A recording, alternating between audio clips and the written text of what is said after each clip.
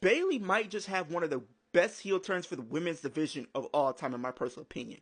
I think the heel turn needed to happen. If you go back to 2019 when she did turn heel, you look at the other people that were around her. You look at the Four Horsemen who were still in the WWE at that time. You had Charlotte Flair who was at the top.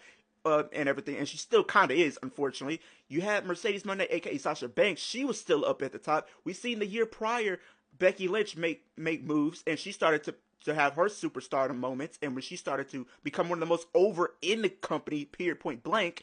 And it always felt like Bayley was just always a step behind those three women, unfortunately. But it was always because of her character. You go back and you look at her hugger character. Yes, it was over in NXT, but it just was not resonating with the fans on the main roster. And it was a desperate need that needed to happen.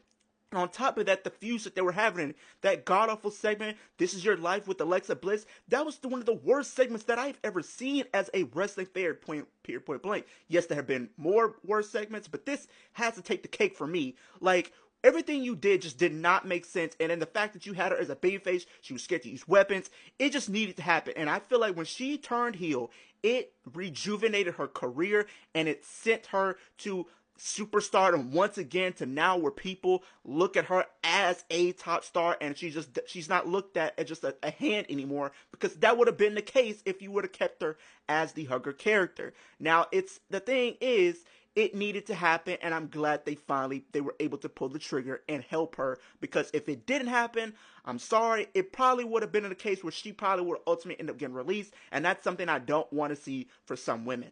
But y'all comment down below, let me know, do you guys think Bayley's heel turn saved her career?